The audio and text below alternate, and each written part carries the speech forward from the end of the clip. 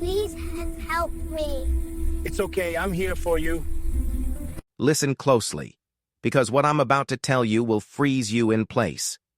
A 7-year-old black girl woke up one morning so scared for her life that she walked straight toward the very men everyone else in town avoided because she believed they were her last chance to survive.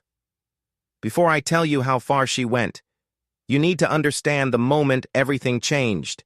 It happened just before sunrise in Cedar Ridge, Pennsylvania. The streets were empty. The sky was still a deep bluish gray, and the only sound was the distant hum of a highway far beyond the trees.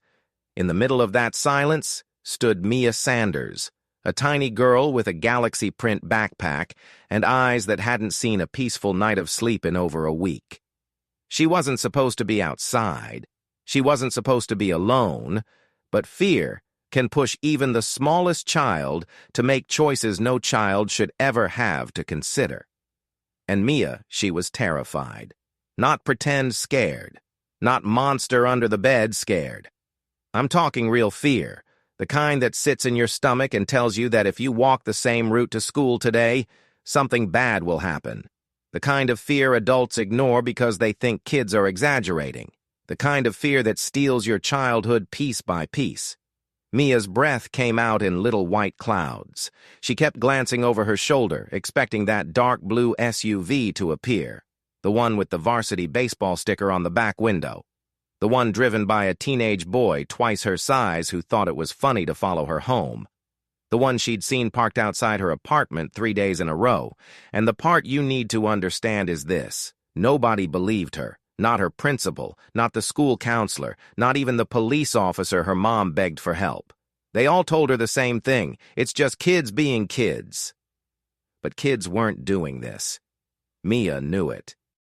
And that morning, standing in the freezing air with her backpack slipping off one shoulder, she made a decision no 7-year-old should ever have to make.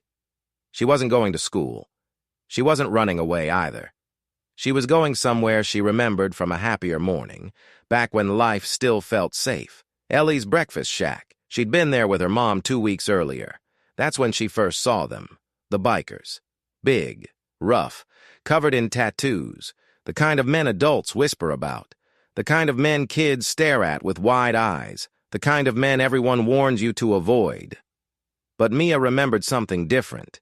She remembered how they held the door for an elderly man, how they tipped the waitress triple, how the biggest one, a white guy with a gray beard and shoulders like a brick wall, made the entire room feel calm just by smiling. People were scared of them, but they weren't scary to her. Not anymore. Not compared to what waited for her on the walk to school. So she stepped off the curb, heart pounding, and whispered to herself, "If nobody else will help me, maybe they will." And that decision one tiny girl choosing to trust the most unexpected protectors was about to shake an entire county. If you're ready for this story, stay with me, because what happens next will change how you look at dangerous men forever. Before everything in Cedar Ridge spiraled into fear and headlines and engines shaking the streets, there was just Mia Sanders, 7 years old, black, bright, and full of the kind of wonder adults forget how to feel. She lived with her mom, Renee, in a small one-bedroom apartment above a florist on Maplewood Street, where the scent of roses and tulips drifted through their cracked windows every morning. Their life wasn't glamorous. No fancy vacations, no shiny new clothes, no quiet weekends free of worry. But it was warm, full of love, and filled with tiny rituals that made their world feel safe. Every morning before school, Renee would tie Mia's hair into 2 neat puffs, humming old R&B songs while Mia swung her legs off the kitchen chair, clutching whichever asteroid, comet, or galaxy she'd drawn the night before. See, Mia wasn't like most kids her age. She didn't dream about being a princess or a singer. She dreamed of stars. She'd sit on the fire escape at night, wrapped in her purple blanket, pointing out constellations she memorized from library books. "That one is Orion," she'd say proudly. "And that's Cassiopeia. She's my favorite because she's shaped like a crown." Renee worked long shifts as a medical assistant at Cedar Ridge Community Hospital. She was the kind of mom who took on extra hours she couldn't afford to take and couldn't afford to reject, just to make sure Mia had everything she needed, even if it meant Renee went without. It was just the two of them. No father in the picture, no relatives nearby, no village, just a hard-working mom and her star-loving little girl who filled the dim apartment with drawings of planets and dreams bigger than their rent-controlled building. Cedar Ridge itself was the kind of town you'd expect to be safe, quiet streets. Neighbors who waved, the smell of fresh bread drifting from Melina's bakery every morning, kids riding bikes between rows of maple trees taller than the houses. People said nothing bad ever happened in Cedar Ridge. They bragged about it, actually. Best little town in the county, locals would say, as though saying it made it true. Mia believed it once. She believed her walk to school was just a walk. She believed her classroom was a place where kids learned and laughed. She believed adults would keep her safe no matter what. And for a long time, that innocence held. But innocence is fragile. And it doesn't take much a whisper, a shove, a cruel smile to shatter it. In November, the month when the leaves turned gold and the air smelled like chimney smoke, Mia learned that Cedar Ridge wasn't what she thought. She learned that not all kids are kind. She learned that some adults look away when they should protect. And she learned that danger doesn't always arrive at night. It can follow you under bright morning sunlight. That month, the world stopped being safe.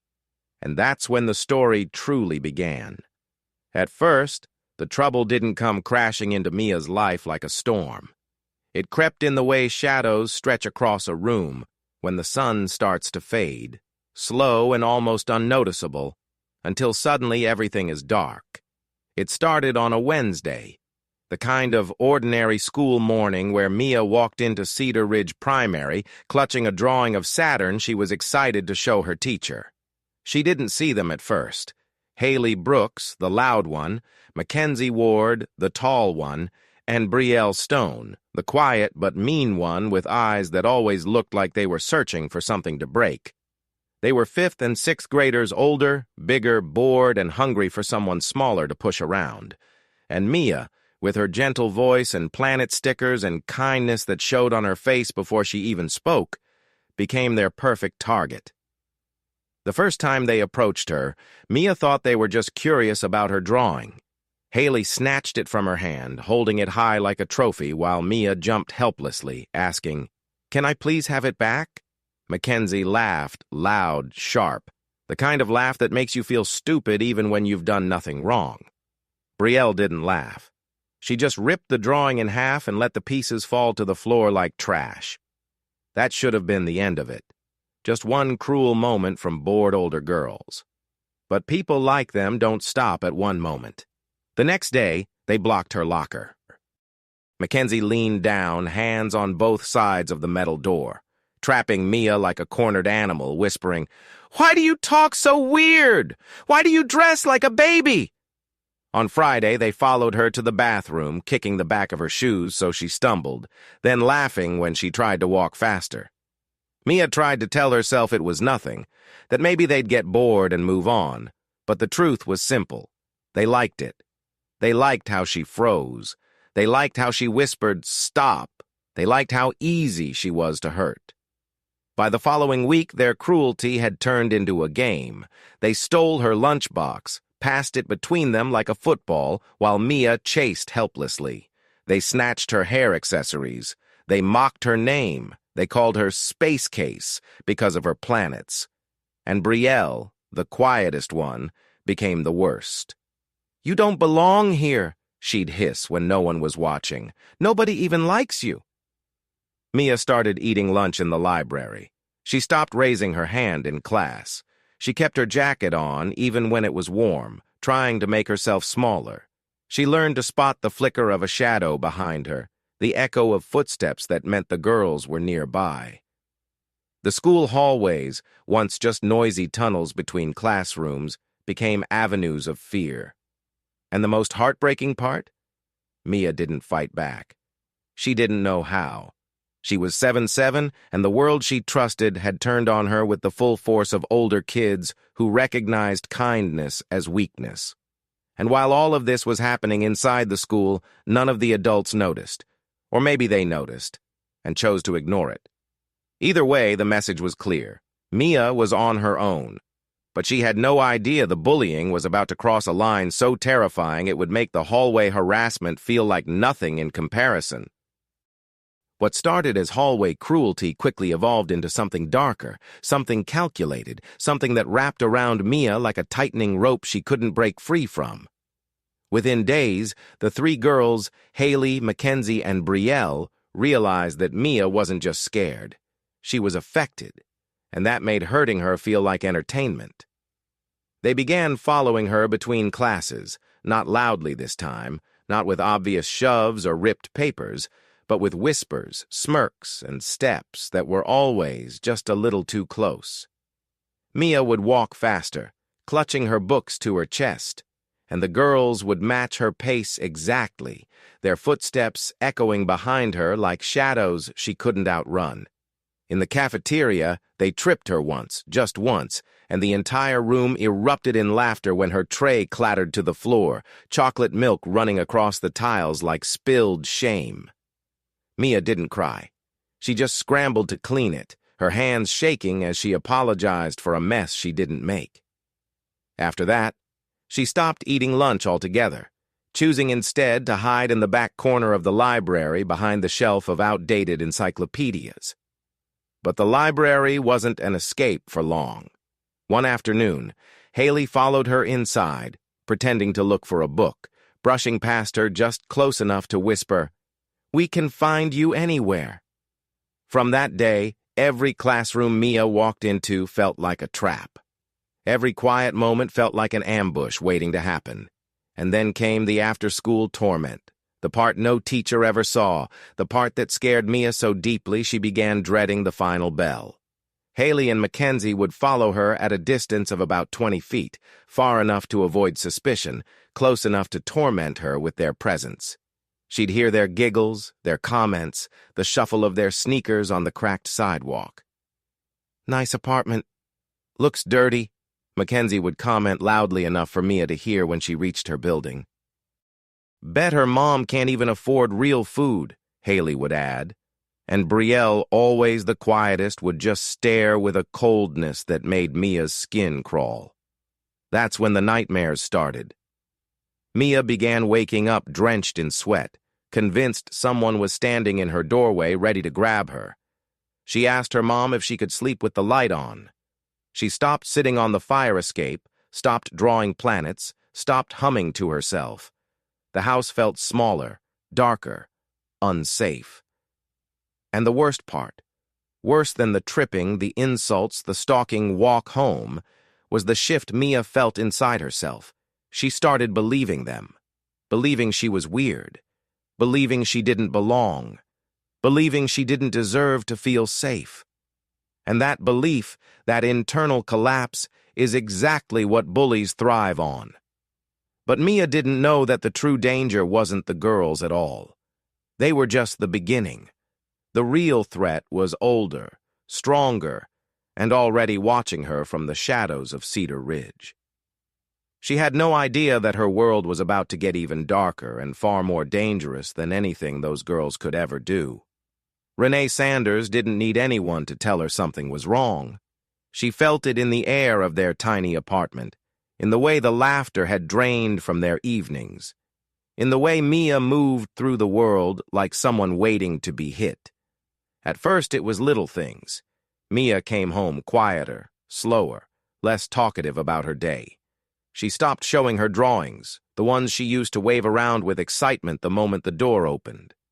Then Renee started noticing bruises along Mia's forearm, faint, but too many to be accidents, and a long pink scratch down her knee that Mia insisted came from falling, even though Renee knew that tone hesitant, rehearsed. The nights were worse. Mia used to fall asleep curled in her purple blanket, dreaming of stars. Now she woke up 2, sometimes 3 times, Sobbing into her pillow, trembling so hard Renee could feel the shaking through the mattress when she sat to comfort her. "Did you have a nightmare, baby?" she'd ask, and Mia would nod without speaking, burying her face into Renee's chest like she was trying to disappear. And every time, Renee's heart cracked a little more. But the real shift happened the day Renee caught Mia sitting on the edge of the bathtub before school, fully dressed, staring at the tile floor as if the earth had fallen beneath her. Her backpack was beside her, untouched. "Honey, we have to go," Renee said gently. But Mia didn't move, didn't speak, didn't even blink. She was frozen, hands clenched tightly in her lap, shoulders shaking just enough for Renee to see. When Mia finally whispered, "I don't want to go," it wasn't a whine, it was a plea. A terrified, exhausted plea that hit Renee like a punch to the chest. That morning, Renee called in sick, even though missing hours meant missing money they desperately needed. She sat with Mia on the couch trying to coax out the truth, brushing her daughter's hair with slow, gentle strokes. But every question, "Did someone hurt you? Did something happen at school?" made Mia shrink deeper into herself until finally she just shook her head and whispered, "It doesn't matter. Nobody listens." And that line, those 3 words, told Renee everything. Someone had hurt her baby, and whoever it was had made Mia believe that speaking up was pointless. Renee felt rage simmer beneath her ribs, hot enough to choke. She'd worked her entire life to protect her daughter, to give her the childhood she never had, and now someone was taking that from her piece by piece. That night, Renee watched Mia go to bed without asking for a story, without hugging her stuffed panda, without even humming her usual sleepy tune. She stood in the hallway long after Mia fell into an uneasy sleep, staring at the soft glow of the nightlight, knowing with absolute certainty that this wasn't just mean girls. It wasn't just schoolyard drama. Something was hunting her daughter's light. And Renee, desperate and furious, was about to go to war for the truth, even though she had no idea the battle she was walking into was far bigger and far darker than she imagined. Just when Renee thought she had finally cracked through her daughter's silence, when she believed the bruises and the bullying were the whole story, Mia dropped a detail so chilling it made Renee's blood run cold. A detail that didn't sound like playground cruelty at all, but something far older, far darker, and far more dangerous. They were sitting at the kitchen table late one evening, a weak lamp flickering overhead, the smell of reheated pasta still lingering in the air. Mia was tracing her finger along the rim of her cup, avoiding eye contact, her voice barely above a whisper when she said, "It's not just the girls, Mommy." Renee froze. "What do you mean, baby?" And slowly, like she was confessing a secret she'd been terrified to say out loud, Mia told her. She told her about the dark blue SUV that had appeared behind her 3 times last week. She told her about the window rolling down just enough for her to see a pale face and a smirk that didn't reach his eyes. She told her about Logan Whitmore, a 16-year-old junior from Cedar Ridge High, the boy everyone in town praised as that talented pitcher with the perfect fastball. And worse, she told her what he said. The first day, he just stared. The second day, he smiled, a slow, deliberate, predatory smile. And the third day, when Mia was just half a block from her apartment, he leaned out the window slightly and said, "Cute backpack. I've been seeing you around." Mia had walked faster. Her heart was pounding so hard she felt sick. But Logan kept creeping forward in the car, matching her pace. "Live close by?" he asked, as though asking a 7-year-old where she lived was normal. When she didn't answer, he chuckled and said, "It's okay. I'll find it." That was the sentence that broke her. She sprinted the last stretch home, slammed the apartment door behind her, and hid in her room until Renee came home. And now, sitting at that kitchen table, Mia whispered, "I think he knows where we live, Mommy." Renee felt something inside her snap, a mixture of terror and fury so violent she had to grip the edge of the table to steady herself. Logan Whitmore wasn't a classmate. He wasn't a kid playing mean. He was a teenage boy in a car, stalking a little girl half his size, 3 times her age, with the confidence of someone who'd never been told no and never faced consequences in his privileged life. And of course he hadn't. His father was County Treasurer Brian Whitmore, a man with polished shoes, polished speeches, and a polished public image he guarded like a fortress. A man with influence in schools, in the police department, in committees that decided funding for everything from school programs to officer promotions. The kind of influence that made teenagers like Logan feel untouchable. And the worst part? He was right. When Renee reported the SUV, the officer brushed it off. "Probably just a misunderstanding," he'd said. "Teens act stupid. It's not a crime to drive down a street."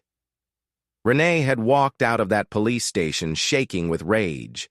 And now, listening to her daughter describe Logan's voice, Logan's smile, Logan's chilling confidence, she knew it. Mia wasn't just being bullied, she was being hunted. Welcome to Cedar Ridge, where real danger wasn't hiding in alleys. It was driving a shiny SUV, protected by a powerful last name, and smiling at a 7-year-old girl as if she were prey. Renee Sanders walked into Cedar Ridge Primary the next morning, like a storm entering the building, her jaw tight, her heartbeat a drum of rage and fear, determined to demand protection for her daughter. But she had no idea she was walking straight into a wall built to protect everyone except Mia. The moment she stepped into the front office, Principal Evan McClure greeted her with the kind of forced smile that felt more like a warning than a welcome, the kind of smile administrators use when they've already decided they don't believe you. Renee didn't bother with pleasantries. She laid everything out at once: the bullying, the stalking, the SUV, the girls following Mia, the bruises, the nightmares, the tears, the fear that was eating her child alive day by day. But the second McClure leaned back in his chair with a sigh, she knew she'd hit the same dismissive attitude she'd gotten from the police.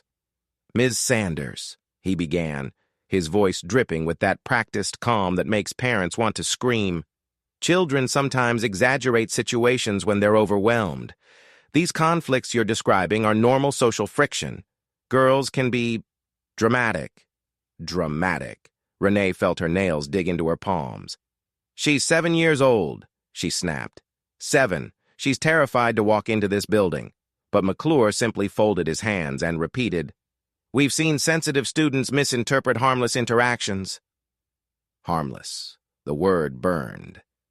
Then the school counselor, Mrs. Ellis, chimed in with a soft voice and a patronizing tilt of her head, suggesting that Mia might be misunderstanding playful teasing, that maybe she needed confidence-building sessions or coping skills to learn resilience. Resilience, another word adults use when they don't want to face the truth.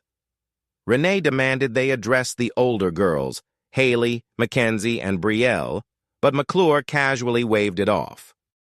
"We have no evidence of targeted bullying," he said, before adding the line that made Renee's skin crawl. "And as for this teenage boy your daughter claims followed her, that sounds like a misinterpretation. Teenagers drive. That's not a threat." Renee could only stare at him, this man with perfect hair, a perfect office, and a perfect dismissal ready for every single concern she raised. But the kicker came when McClure revealed what Renee didn't know. His wife was Whitney Whitmore, sister of County Treasurer Brian Whitmore Logan's father. The connection colored everything: his calm, his excuses, his refusal to take action. It wasn't that he didn't believe Renee, it was that he did. And he didn't dare do anything about it. "Miss Sanders," he finished coldly, "I assure you, Mia is safe here. But if you continue making unfounded accusations, we may need to schedule a meeting to discuss behavioral interventions for your daughter." Behavioral interventions for the victim. Renee felt her breath leave her chest. She stood up, her voice shaking with a fury she could hardly contain, and told them she wouldn't forget this. She walked out knowing the truth. The school wasn't going to help Mia. They were going to bury her, just like they'd buried every complaint that made the Whitmore family uncomfortable. And that was the moment Renee realized she and Mia were fighting something far bigger than a few mean girls. They were fighting a system designed to protect the powerful and silence everyone else. The system had failed Mia completely, and the danger outside those school walls was now growing unchecked. Renee walked into the Cedar Ridge Police Department with the kind of desperate determination only a terrified mother can carry, fully expecting, hoping that someone in uniform would finally take her seriously. But as soon as Officer Daniel Wardell sat across from her with his bored expression and his "What now?"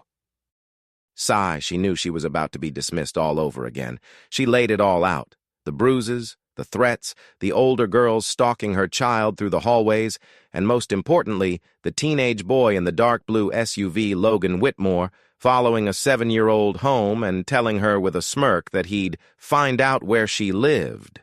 Renee expected outrage, urgency, anything, but Wardell barely lifted his eyebrows. "Ma'am," he said, tapping his pen against the desk like he had 100 better things to do. "Kids say dramatic things, girls tease, teenagers drive around town. None of that is a criminal offense." Renee stared at him in disbelief. "He followed her," she insisted. "He spoke to her. She's terrified of him. That is not normal." But Wardell only shrugged. "We can't arrest a minor for driving down a street," he repeated, as if she hadn't said a word. "Unless he physically harms her or makes a specific threat, there's no case here." Renee felt heat rising up her neck. "He told her he'd figure out where she lived," she hissed. "Is that specific enough for you?" But Wardell shook his head, shoulders lifting lazily. "Teens flirt weird sometimes," he said, and Renee almost slapped the dismissiveness right off his face. "It's inappropriate but not illegal." She couldn't believe what she was hearing. Flirt? With a 7-year-old? Renee leaned forward. "My daughter is a child," she snapped. "She is being hunted. She is terrified. These bullies and this boy are making her life hell. You're telling me you can't do anything?" Wardell sighed long and theatrically. "Look," he said, lowering his voice as if he were doing her some kind of favor. "Between you and me, the Whitmore kid, he's from a good family. They donate a lot around here. They're not the type to cause serious trouble." Renee felt as if she'd been punched in the gut. There it was, the same name again. Whitmore. The same shield protecting Logan at school, now protecting him here in a place that was supposed to protect her child. "I can file a note in the system," Wardell offered, scribbling something meaningless on a form. "If something serious happens, something physical, you call us. Until then, kids will be kids." That line, "kids will be kids," hit her like a slap. She stood, shaking with rage, unable to trust her voice, because if she spoke, she knew she'd unleash the kind of fury that gets someone dragged out of a building in handcuffs. She walked out instead, slamming the door so hard the glass rattled, tears already burning her eyes. She had gone to the school. She had gone to the police. Both places had told her the same thing. Nothing was wrong, nothing would be done, and Mia's suffering didn't matter. The two institutions built to protect children had chosen not to protect hers. The world was telling Renee Sanders she was alone. And the danger circling her daughter was now free to escalate without anyone stopping it. That night, long after the dishes were washed and the lights dimmed, long after Renee believed her daughter had finally fallen asleep, the thin apartment walls carried a sound that Mia had never heard from her mother before, a sound so raw it made her sit upright in bed with her small hands trembling. Renee was crying. Not soft crying, not tired crying, but the kind that comes from a place of fear so deep it feels like drowning. Mia slid out of bed, her socks whispering against the floor as she crept toward the cracked bedroom door, heart hammering. She stopped in the hallway, holding her breath as she listened. Renee was on the phone with her sister, voice breaking, saying words Mia would remember for the rest of her life. "I don't know what to do anymore, Sam. I've gone to the school. I've gone to the police. Nobody cares. Nobody believes her. She's 7. 7. And she's terrified. I can't be with her every second. I can't follow her to school. I can't protect her out there. What if something happens? What if I lose her?" Mia felt her chest tighten, guilt flooding her tiny body like ice water. She pressed her forehead against the wall, eyes filling with tears. She'd always thought her mom was unshakable, someone who could handle anything: late shifts, overdue bills, broken appliances, mean neighbors. But hearing her mother crumble like this, it shattered something inside Mia. She didn't want to be a problem. She didn't want to be the reason her mom cried. She didn't want her mom to lose sleep, lose money, lose hope. She squeezed her stuffed panda tight against her chest, heart racing with thoughts too big for a 7-year-old. Maybe if she were braver, maybe if she stopped being scared, maybe if she found help somewhere else, maybe then her mom wouldn't sound like she was breaking. Renee's voice trembled again through the wall. "If something happens to her, I'll never forgive myself. But I'm just one person. I can't fight the whole world alone." Those words, "I'm just one person," buried themselves in Mia's mind, because in her little heart, she agreed. Her mom was just one person. And the school didn't care. And the police didn't care. And the girls weren't stopping. And the boy in the SUV, he knew where she lived. She couldn't keep letting her mom try to fight something so big, so shadowy, so unfair, all by herself. That night, Mia crawled back into bed, but she didn't sleep.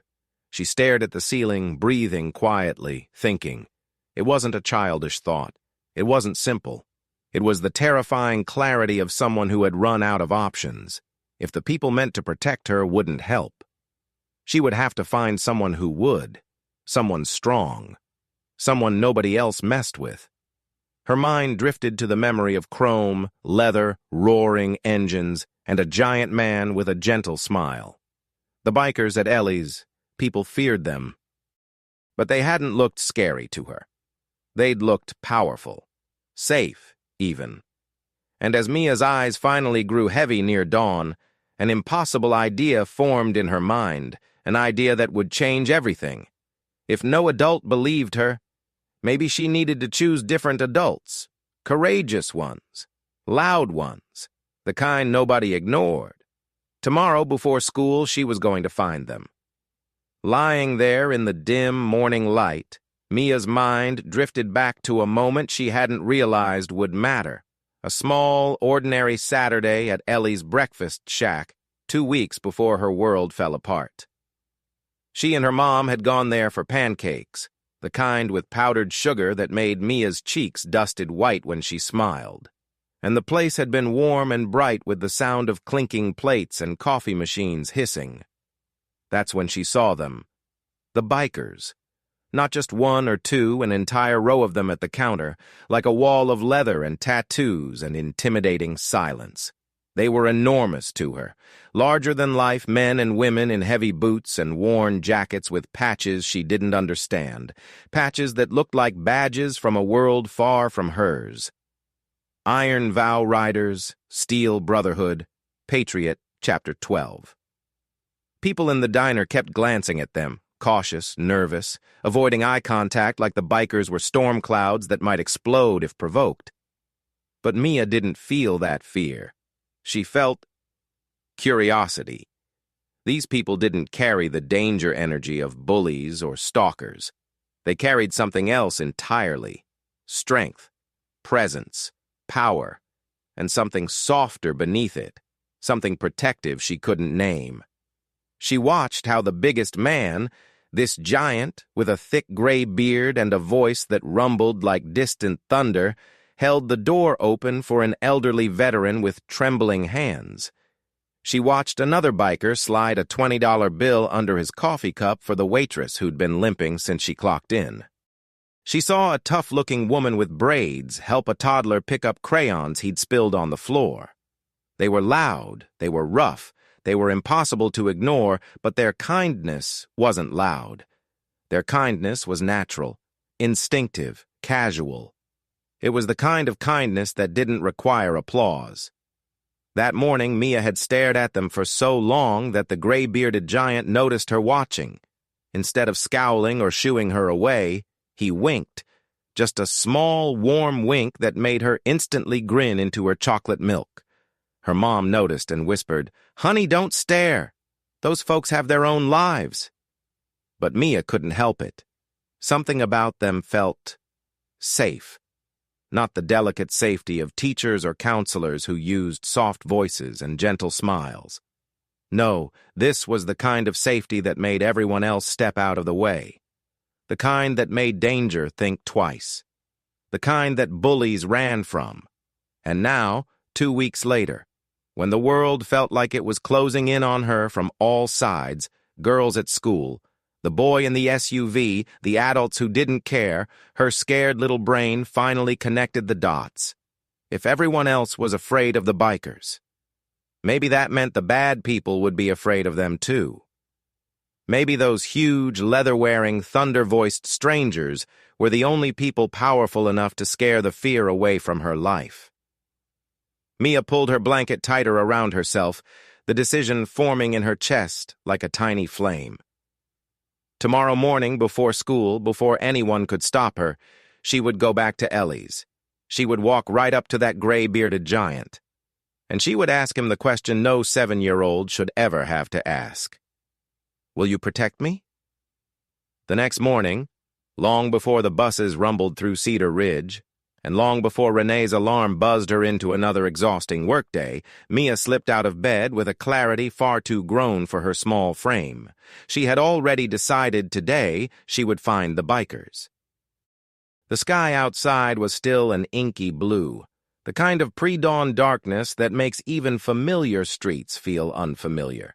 But Mia moved quietly, pulling on her jacket, zipping her galaxy print backpack, and tucking her stuffed panda inside like a silent guardian.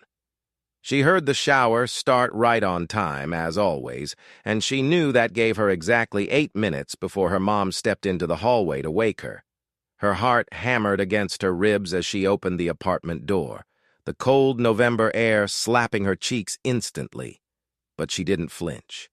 She couldn't. Her tiny sneakers tapped across the wooden landing, down the stairs, onto the empty sidewalk. Cedar Ridge at 6:20 a.m. was a different world. No kids, no neighbors, not even the friendly dog walkers out yet. Just the hum of a faraway truck and the faint orange glow from streetlights flickering overhead. Mia shoved her hands deep into her pockets, walking faster than she normally would, because even though she had summoned all the courage she possessed to leave the house alone, her fear still trailed her like a shadow. Every parked car made her glance twice. Every rustle in the bushes made her stiffen. She half expected the dark blue SUV to appear at any moment, crawling up beside her with that same slow, awful confidence. But the streets were empty, silent, safe for once. She passed Molina's bakery, its windows dark but smelling faintly of fresh dough. She passed the old bus stop covered in peeling paint. She passed the carved wooden sign welcoming visitors to Cedar Ridge, a sign she used to love because it had a picture of a smiling fox on it.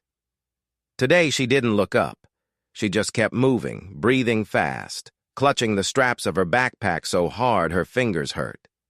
Every step felt like it might be the wrong one, but turning back felt impossible, because going home meant returning to fear, and going forward meant maybe, just maybe, finding help. Finally, after what felt like miles but was really just 5 long blocks, she saw it. Ellie's breakfast shack, its neon sign buzzing softly, pale yellow light spilling onto the pavement. And there, lined up like sleeping metal giants in the parking lot, were the motorcycles. 8 of them. Massive. Chrome gleaming even in the half-dark. That sight alone almost made her knees buckle. She stood across the street for a full minute, frozen, breathing through the panic rising in her chest. These men were strangers. These men were the kind adults warned her about. These men were the toughest-looking people she'd ever seen.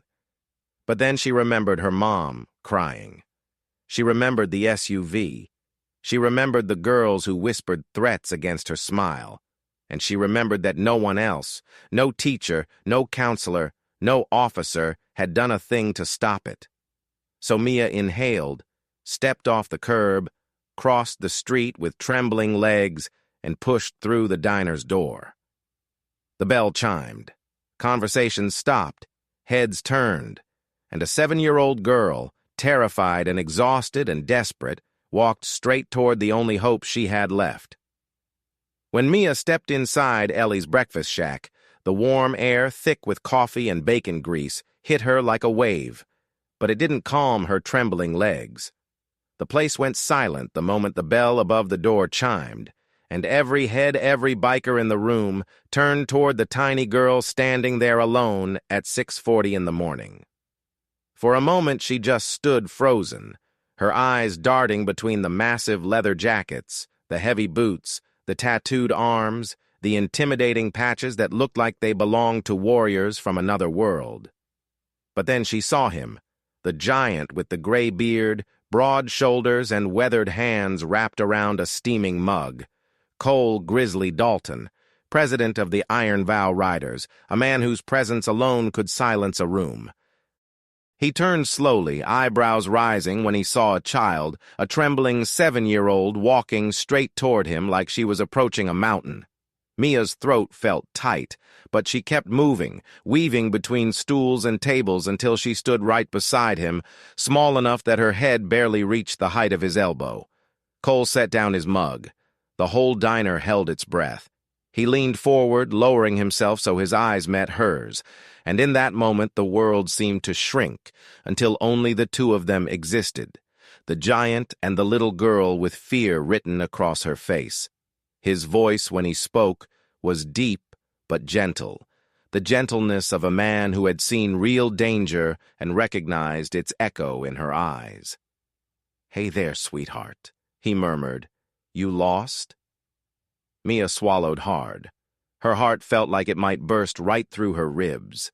She clutched her backpack straps, feet trembling in her shoes. And then, before she could lose her courage, she said the words that would change everything.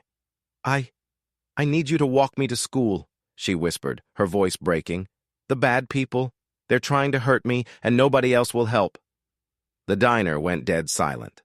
Forks hovered mid-air. Coffee mugs paused halfway to lips. Even the cooks behind the counter stopped moving. Cole blinked once, stunned not by her fear, but by the fact that she had chosen them, of all people, to ask for help. He slowly knelt down, bringing himself fully to her level, eyes softening in a way nobody in the diner had seen in years. "Sweetheart," he said quietly, "where's your mama? Does she know you're here?" Mia shook her head, tears welling in her eyes. And then, in one long, breathless rush, she spilled everything about Haley, Mackenzie, Brielle, about the shoves, the threats, the bruises, about hiding in the library, about being followed home, about the dark blue SUV, about Logan Whitmore leaning out the window to tell her he'd find where she lived. Cole's jaw clenched so tightly the muscles in his neck flexed. Behind him, Duke Carter, a massive biker with tattoos up to his ears, slowly stood. Sasha, Gearshift Morales, lowered her fork, eyes narrowing. Riley Vaughn leaned forward, listening with cold fury settling in his gut. These men and women who had fought their own battles, survived their own wars, endured losses and violence and hardship, felt something ignite inside them, the ancient, unshakable instinct to protect the innocent. Cole looked back at Mia. "Who said nobody would help you?" he asked softly. "The school," she whispered. "The police." And that was it. That was the moment. Something shifted in the air, like a fuse being lit. Cole placed one huge hand gently on Mia's shoulder and said the words that signaled the beginning of the storm. "Well, sweetheart, You just asked the right people. The moment Mia finished talking, the entire diner shifted. It wasn't loud. It wasn't dramatic. But something heavy and dangerous clicked into place as the bikers exchanged looks that weren't just angry. They were calculated, cold, and ready. Cole Grizzly Dalton slowly rose to his full height like a storm forming over the room, and Duke Carter, Riley Vaughn, Sasha Morales, and the rest of the Iron Vow riders circled closer, not to intimidate Mia, but to protect her, while they decoded a truth far uglier than schoolyard bullying. Cole asked her to repeat one detail, a detail he already suspected was important. "The boy in the SUV," he said. "What did he look like?" Mia described the smirk, the pale skin, the varsity sticker on the window, the messy blonde hair. Duke's jaw tightened instantly. "That's Logan Whitmore," he muttered. "Has to be." The name landed like a bomb. Cole's eyes hardened. Sasha set down her fork so slowly it scraped across the plate. Riley leaned back, exhaling a humorless laugh because suddenly everything made sense. Logan Whitmore wasn't just some reckless high school jerk. He was the son of County Treasurer Brian Whitmore, the man whose handshake photos were plastered all over Cedar Ridge food drives, hospital donations, ribbon cuttings, charity events. A polished public hero with deep political connections and a talent for smiling while pulling invisible strings. And it explained everything. Why the school ignored Mia's bruises. Why Principal McClure brushed off every complaint. Why the counselor tried to label Mia sensitive. Why Officer Wardell acted like a teenage boy threatening a child was normal. It wasn't incompetence, it was protection. Protection of a powerful last name. Protection of a family that donated more money to the school than any other household in Cedar Ridge. Protection of a teenage predator whose reputation couldn't be allowed to stain the Whitmore legacy. "I've heard rumors," Duke growled, folding his tattooed arms. "Girls at the high school scared of him. Complaints that disappear. Parents who suddenly stop talking." Sasha nodded, eyes narrowed. "Because his daddy makes the paperwork vanish. And McClure? Isn't he married to Whitmore's sister?" Cole didn't answer because they all already knew. The system wasn't failing by accident. It was failing by design. Logan had backup, influence, immunity. And Mia tiny, powerless, voiceless. Mia was supposed to be just another victim swept under the rug. But then she walked into the one place nobody in Cedar Ridge controlled. A biker diner. A room full of people who didn't answer to politicians or principals or corrupt cops. A room full of veterans, outcasts, fighters people who had zero patience for predators who preyed on the weak. Cole crossed his arms, eyes fixed on the motorcycles outside like he was calculating a battle plan. "So the school's covered, the cops are covered, the family's protected." He looked down at Mia, who stood silently beside him, clutching her backpack like a life jacket. "But they didn't account for you coming here, did they?" Riley smirked darkly. "No one ever accounts for us." And that was the moment the Iron Vow riders collectively decided something. If Cedar Ridge wouldn't protect this little girl, then they damn sure would. They didn't care about the Whitmore's influence. They didn't care about the school board. They didn't care about the police. They cared about justice. And Justice had just walked in, wearing a Galaxy backpack and shaking from fear. Cole Grizzly Dalton stepped away from the counter like a man preparing for battle, pulling out a phone that had seen everything from bar fights to deployments overseas, and the other bikers instantly knew what was coming. This wasn't going to be a quiet intervention or a stern talk with a teenager. This was going to be a mobilization. Without another word, Cole scrolled to a contact labeled Brotherhood Chain and hit call, his voice shifting into the clipped, commanding tone of a former Marine as he said, "Need a child protection ride, Cedar Ridge, immediate." On the other end, a gruff voice answered, "How many?" Cole's eyes swept over the diner, over Mia's frightened face, over the motorcycles outside shimmering beneath the rising sun. "All of them," he replied. Within minutes, Duke, Riley, Sasha, and 3 more riders were sending out rapid-fire messages to every Iron Vow Riders chapter across Pennsylvania, Maryland, and West Virginia. The message was simple: 7-year-old girl in danger, school ignoring it, police dismissing it. She came to us, ride at 8:30, gear up.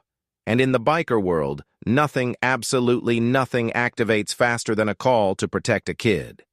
Engines roared to life in small towns and big cities. Riders grabbed helmets, vests, boots, throwing on gear faster than most people get dressed for work. In Pittsburgh, 15 bikes peeled out of a garage as neighbors stepped onto porches wondering what emergency could summon such force. In Clarksburg, West Virginia, an entire chapter abandoned their breakfast plates mid-bite and hit the road in formation. In Frederick, Maryland, riders rolled out of a parking lot behind a veterans hall, American flags whipping behind them. Across 3 states, men and women who had never met Mia Sanders responded like she was family, because in their world, a child in danger was enough. They didn't need details. They didn't need proof. They didn't need permission. They just needed the reason, and Mia had given them the strongest reason of all. Nobody else would help her. Back in the diner, the air buzzed with an electricity no one could see, but everyone could feel. Sasha checked her watch. "Earliest group hits Cedar Ridge in 50 minutes, she said. Duke cracked his knuckles. "Good. We'll need every one of them." Cole nodded once, then crouched beside Mia again, his voice gentler than his expression. "Sweetheart, you ever seen a whole parking lot full of motorcycles?" Mia shook her head, eyes wide. "You're about to," Cole said. "And they're all coming for you." Outside, the first rumble echoed faintly in the distance, 1 motorcycle, then 2, then 5. Cedar Ridge had no idea what was approaching. The school didn't know. The police didn't know. The Whitmore family definitely didn't know. Because when a 7-year-old girl walks into a diner and asks the scariest-looking men in town to protect her, the entire biker world answers the call. And the sound that was about to roll across Cedar Ridge would shake the county to its core. By the time Cole finished the last call, the distant rumble of approaching engines was already vibrating faintly through the pavement. But inside Ellie's breakfast shack, the tension was broken by the frantic screech of tires outside, Renee's car tearing into the parking lot like a bullet fired by panic itself. She burst through the diner door so fast the bell above it clanged violently, her eyes wild and red from crying, scanning the packed room of leather-clad giants until she saw the only face that mattered, Mia, sitting on a stool with her little legs dangling, safe but clearly exhausted. "Mia!"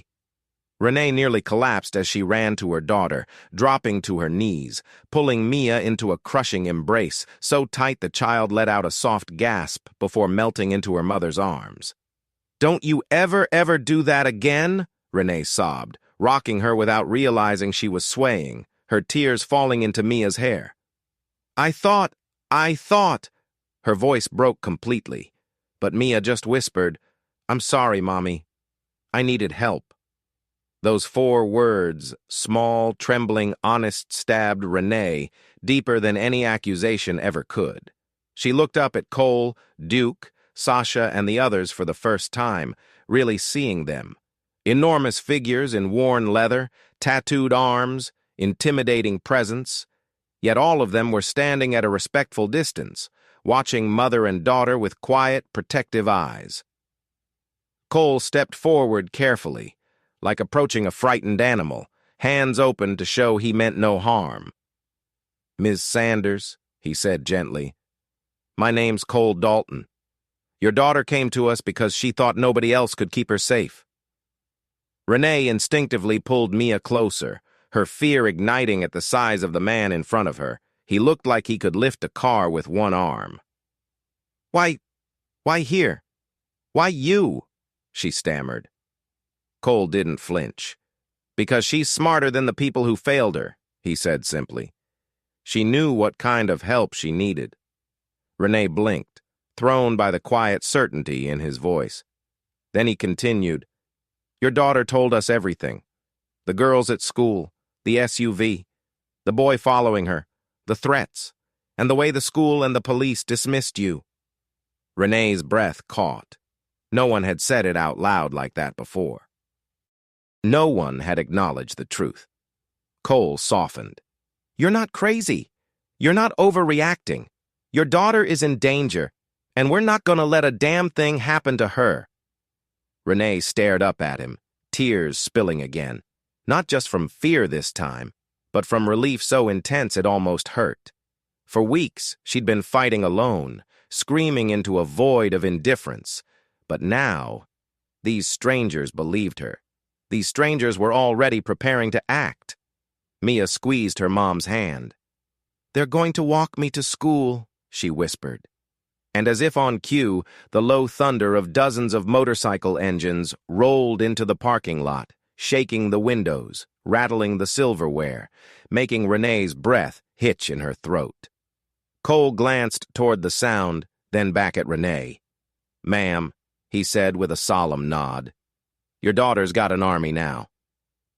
By the time the clock hit 8:20 a.m., the sleepy little town of Cedar Ridge had transformed into something out of a movie, because the rumble that had started as a distant vibration was now a full, earth-shaking roar as convoy after convoy of motorcycles surged into Ellie's parking lot, filling every available inch of asphalt and spilling out onto the street in two long columns of chrome, leather, and raw engine power. Renee stood frozen with her arm around Mia, eyes wide as more than 180 bikes rolled in. Harleys, Indians, Triumphs, some roaring, some rumbling, all united with one purpose. They came from Pittsburgh, from Morgantown, from Frederick, from Harrisburg, even from tiny mountain towns Renee had never heard of. Patched riders, veteran riders, women riders, retired military riders, every shape, every style, every chapter patch imaginable, and every single one of them had shown up because a little girl had asked for help. Neighboring storefronts emptied instantly as people stepped outside, jaws dropping, pulling out phones. Kids on bikes screeched to a halt. Bakers stuck their heads out of back doors with flour-covered hands. Even passing cars slowed to a crawl as the ground trembled beneath hundreds of synchronized engines. Cole swung his leg over his motorcycle, the biggest, meanest-looking Harley in the lot, and knelt beside Mia again, holding something small in his hands. "Before we ride," he said softly, "I want to give you this." He lifted a miniature leather vest, custom child-sized, patched with a small Iron Vow rider's emblem on the front and a large embroidered message on the back, "Protected by the Vow." Mia's breath caught as he slipped it over her jacket, adjusting the shoulders gently. She ran her fingers over the stitching, whispering, "It's for me?" Cole nodded. "Your family now. And family doesn't get left alone." Renee pressed a hand to her mouth, overwhelmed, tears gathering again, but this time for reasons far different from fear. Then Cole stood, lifted Mia effortlessly, and set her carefully onto his bike right in front of him, where his arms would keep her safe while he controlled the machine. Duke pulled up beside them. Sasha took the opposite side. Riley positioned himself behind, forming an impenetrable core around the smallest rider in the entire convoy. And then, on Cole's Signal 180 engines ignited at once. The blast of sound was so powerful half the town flinched. Birds erupted from trees, windows vibrated, and Mia smiled, a full, bright, childlike smile that hadn't graced her face in weeks. The convoy rolled out in calculated formation, slow and steady, taking up the entire road as passing cars pulled over instinctively, some drivers staring in awe, others wiping away tears. The sight was surreal, a tiny girl in a leather vest, seated proudly on the lead bike, surrounded on all sides by an army of riders who looked like they had stepped straight out of a legend.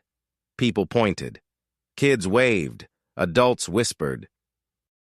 And as they approached Cedar Ridge Primary, the roar of the convoy made everyone in the schoolyard stop mid-sentence.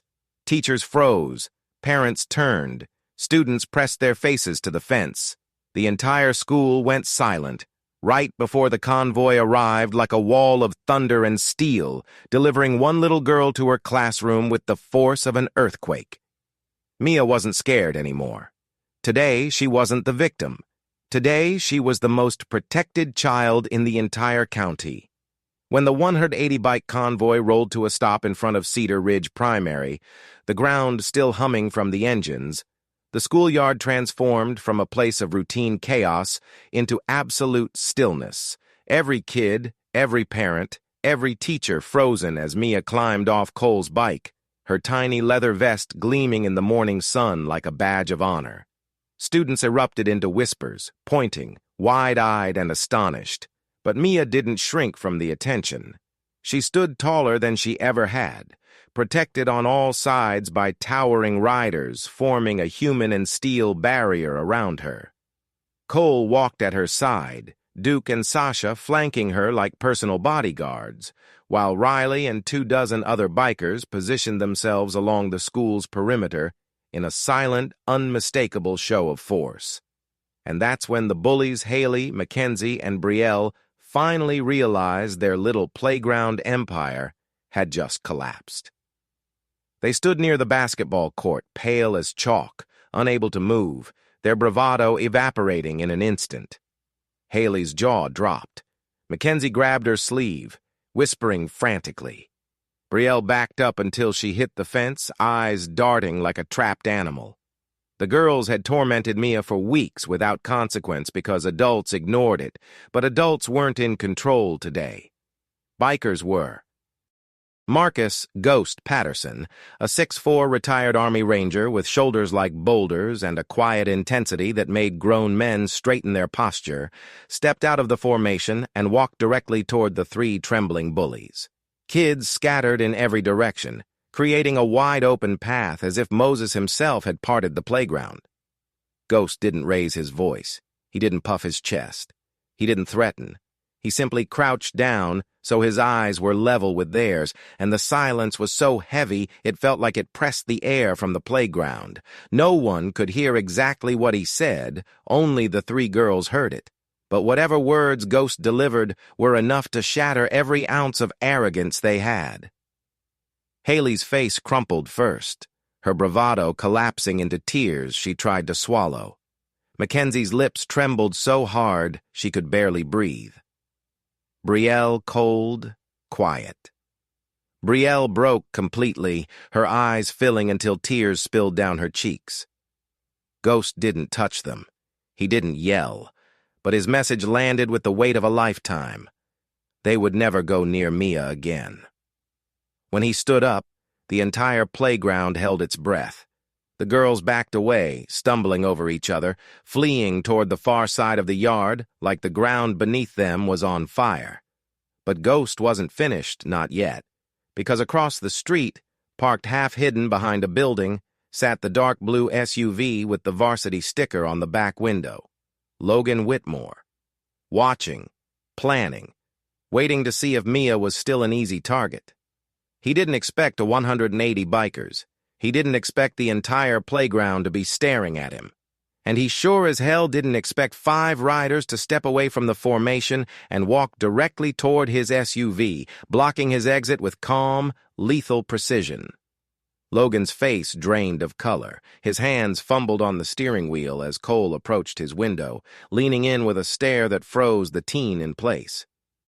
And what Cole told him in that moment, not loud, not aggressive, but absolute, would mark the end of Logan's invincibility. Because today, Mia Sanders wasn't alone. Today, power belonged to the ones who protected the innocent. And Logan Whitmore finally understood he had just messed with the wrong little girl. By the time Cole finished speaking through Logan Whitmore's rolled-down window calm, controlled but carrying the kind of weight that could crack a grown man's spine, the teen had gone sheet white, gripping the steering wheel with trembling hands, and when the bikers stepped back, allowing him to drive away, He didn't just flee. He practically peeled out of the lot like the roar of 180 engines was chasing his soul. But that confrontation was only the spark, because the moment Logan's SUV disappeared around the corner, Cedar Ridge exploded into the kind of chaos no small town is ever prepared for. Parents who had been quietly suffering for months, even years, suddenly realized they weren't alone. The sight of Mia arriving flanked by an army of bikers lit something inside them: anger, courage, the desperate need to finally speak. And when local news crews showed up drawn like moths to the thunderous spectacle of motorcycles still circling the school, the dam burst. Microphones appeared, cameras rolled, and parents who had been silenced, brushed off, ignored, dismissed, suddenly found a platform they'd never had. A mother from 5th grade stepped forward first, voice shaking, telling reporters how her daughter had complained about the Morrison and Whitmore kids for over a year with no action taken. A father described his son being shoved down the stairs only for Principal McClure to call it horseplay. A grandmother recounted a terrifying incident involving Logan coercing a 14-year-old at the high school, an accusation that mysteriously disappeared from the record after a meeting with the Whitmore family. Story after story hit the airwaves like a tidal wave, and the cameras captured all of it. Tears, anger, frustration, fear, betrayal, and suddenly Cedar Ridge didn't look like a peaceful little town anymore. It looked like a cover-up. The name Whitmore began trending locally by noon. By 1 p.m., state reporters had arrived. By 2 p.m., the story reached Pittsburgh. And by 4 p.m., someone far above every local authority had taken notice. That someone was FBI Special Agent Naomi Brooks, a woman with sharp eyes, a sharper mind, and a long memory of Cedar Ridge corruption cases that had died suspiciously fast. Naomi stepped out of her unmarked sedan with a folder under her arm and a sense of déjà vu tightening her jaw because she had been quietly investigating Treasurer Brian Whitmore for months. Embezzlement, witness tampering, destruction of evidence, misuse of office. He was slippery, protected, insulated by connections and money. But what Naomi hadn't had until now was a pattern. And Mia Sanders' tiny, trembling, brave Mia had just exposed exactly that. Naomi pulled Cole aside, shaking his hand like an old ally, because she had served with some of the bikers during her military years. He briefed her quickly, giving the license plate, the timeline, the threats, the police in action, the school's cover-up. Naomi's expression hardened. "This isn't bullying," she said. "This is systemic corruption enabling a serial predator." And when she turned toward the cameras, flashing her badge, confirming a federal investigation, Cedar Ridge went silent. The Whitmore shield had finally been shattered, and Logan, the boy who thought he could stalk a 7-year-old with impunity, was now at the center of a criminal case he couldn't run from. Because the biker convoy didn't just protect Mia, it exposed the truth, and the truth was now national news. In the days following Logan Whitmore's arrest and the FBI's public confirmation of a federal probe, the entire town of Cedar Ridge felt like it had been turned inside out, shaken until every secret fell to the pavement for everyone to see. But what happened next was something nobody expected: healing, real, tangible healing. The Iron Vow riders didn't just disappear after the news cameras left. They showed up again the very next morning, and the morning after that, and the one after that, forming a rotating protective presence outside Cedar Ridge Primary that made even the shyest kids walk through the school gates with newfound confidence. Mia, once terrified to step inside the building, now arrived every day at the center of a formation of 15 to 30 bikes, waving at classmates who stared at her with wide, admiring eyes. Kids who had ignored her before now sat beside her at lunch, asked her about constellations, invited her to play at recess. A girl named Amaya started walking with her everywhere. A boy named Jordan shyly offered her his extra snack pack. And slowly, day by day, Mia's smile returned. Not the strained, brittle one she had learned to hide behind, but a real, bright, toothy grin that lit up her entire face. And she wasn't the only one who changed. Other children, emboldened by Mia's escort, began speaking up. A fourth-grade boy named Trevor admitted he was scared to walk past the gym because older boys waited there. A third-grade girl confessed she was being threatened online by a group chat of older students. One by one, kids stepped forward, and every time Cole and the riders simply said, "We've got you." Soon, they weren't escorting just Mia. They were escorting 12 children, then 21. The schoolyard, once a minefield of unchecked bullying, became one of the safest places in the county, not because of new security guards or metal detectors, but because adults finally realized silence was no longer acceptable. Public pressure forced Principal McClure's resignation. The school board implemented a zero-tolerance bullying policy drafted with input from parents, teachers, mental health professionals, and, shockingly, 2 of the Iron Vow riders who had backgrounds in youth outreach. Mandatory reporting was established. Anonymous tips were enabled. Trainings were scheduled. The entire system, once rotten and complicit, was reorganized from the ground up. Renee watched the transformation with awe, gratitude, and disbelief. Because only weeks earlier, she felt like she was screaming alone into the void, and now the entire community was speaking with her. Businesses donated to the riders. Families brought meals to their meetings. Ellie's breakfast shack hung a sign that read, "Iron Vow Safe Zone, Children Protected Here." And Mia, she blossomed. She started drawing again. This time not planets alone in space, but planets surrounded by motorcycles. Her favorite picture showed her standing next to Cole, both of them holding a giant shooting star. She even slept through the night, no nightmares pulling her awake. Logan Whitmore, meanwhile, was held on charges that would follow him into adulthood: stalking a minor, harassment, intimidation, obstruction tied to suppressed complaints. His father's career disintegrated in public view investigations, indictments, resignations. Cedar Ridge finally saw what had been festering beneath its calm surface, and once the rot was exposed, the healing began. Because of one brave child. Because she dared to ask for help when the whole world ignored her. Because she was strong enough to walk toward the people everyone else feared, and discover they were the ones who would defend her the loudest. 4 months later, when winter had melted into the first hints of spring, and Cedar Ridge had finally begun to breathe again, the town square filled with more people than it had seen in years. Parents, kids, teachers, business owners, veterans, reporters, even neighboring townsfolk who had followed Mia's story online.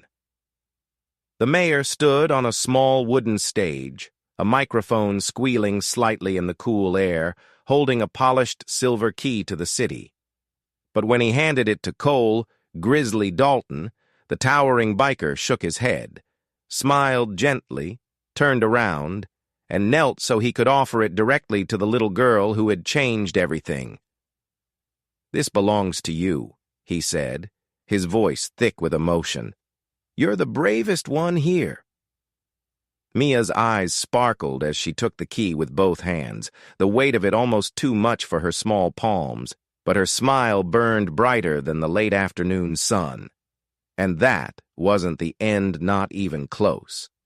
1 week later, during a school assembly packed with students sitting cross-legged on the gym floor, Mia stepped onto the stage in her protected by the vow vest. The microphone lowered all the way down, and she spoke to the entire school in a voice stronger than anyone had ever heard from her.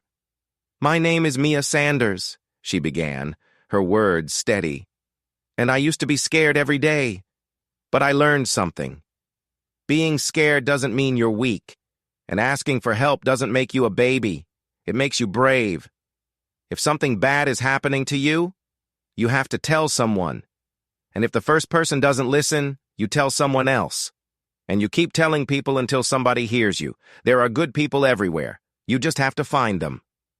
The gym erupted applause, cheers, teachers wiping tears from their eyes, kids jumping to their feet. In the back of the room stood the Iron Vow Riders, arms crossed, leather vests gleaming, many of them secretly wiping their eyes behind sunglasses. Mia had given them a nickname now. She called Cole Papa Bear, and he pretended not to blush every time she said it. But the impact of Mia's courage spread far beyond Cedar Ridge. Videos of the 180 bike escort had gone viral, millions of views across the country. Within weeks, biker chapters in 43 states launched their own child protection escort programs. Schools partnered with them. Cities coordinated with them. Kids who had walked alone now walked with guardians who rode steel and thunder. And the message spread. Children deserve safety, and communities can provide it when systems fail. It all started with one terrified little girl who refused to stay silent.